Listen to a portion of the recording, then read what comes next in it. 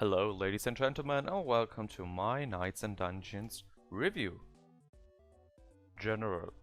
Knights and Dungeons is an idle game that is about to compete against more and more dungeon monsters. By killing the monsters, the hero gains more and more experience points and rises in level. With each level that the hero achieves, he can improve his stats, which leads to the hero being able to face increasingly strong enemies. Each defeated enemy gives gold pieces for the player, which in turn can be exchanged for equipment or a cool drink in a shop in the city. Unusual for an idle game, there's a main story. If not very long, it acts as both as a tutorial and a main quest that gradually unlocks new things in a city. For example, a gym and the academy. Technology. You can't say so much about the technology. The game runs without internet on every computer, but it could be faster. The big drawback of the game is the graphics, which is probably drawn by the developer himself and looks accordingly, even if it is a bit amusing and gives the game a certain joke. A few euros would be better off in a good graphic artist, because I think this graphics will scare off a lot of potential players. Or, as my girlfriend said, oh my god, what's that?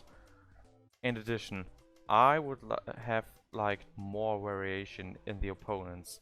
There are only 30 opponents and then the models are repeated over and over again, but the stats of the monsters get higher. Like model 1 and model 31 are the same. Game principle. The gameplay of Knights and Dungeons is a mix between idle game and RPG. Contrary to my expectations, the mixture fits very well and is fun. With each level increase, we can spend the skill points received for our 3 skills: Strength, Dexterity and Wisdom. Strength increases our damage. Dexterity increases our lives and/or our invasion ratio. Wisdom, on the other hand, gives us a point that we can spend in the academy for studying. In the academy, we have the choice between crit chance, crit damage and extra gold per monster. The crit chance has a maximum of 51%, so you can't raise it up and up and up. Controls. The controls are simple and the game can be played with the mouse only. The menu navigation is slow and needs an overhaul, but works as it should. The built-in auto function is good and works, but shows how slow the game runs. 1 or 2 clicks per second. The game does not allow anymore. This is a shame, because an idle clicker game makes you want to advance as quickly as possible by clicking faster and faster, and that's unfortunately not possible in Knights and Dungeons. There's also one point that extremely disturbed me while playing.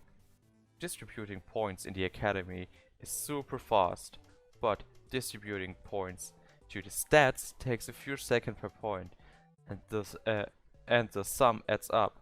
So for my over 100 points, I click once every 5 seconds. It really pulls my nerves. Conclusion. In conclusion, I really had a few hours of fun with Knights and Dungeons, and I still haven't beaten my last opponent after several hours of grind. The graphics don't bother me so much, but I can totally understand anyone who is put off by it. I think if the game gets a little more love from the developer, it looks really good after a few patches that fix the little things mentioned. I empathize again that I was allowed to play a pre-release version that contains bugs that may not even appear in the later release version.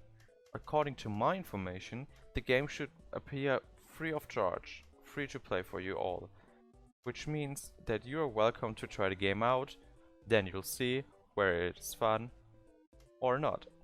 I personally liked it, and it's really not that bad.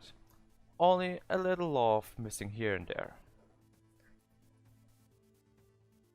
Ladies and gentlemen, thank you for listening to me. I hope you had your fun and you got some information about Knights and Dungeon. If so, please leave a like or a comment. And I wish you a wonderful day. And yeah, see ya in the next video. Bye.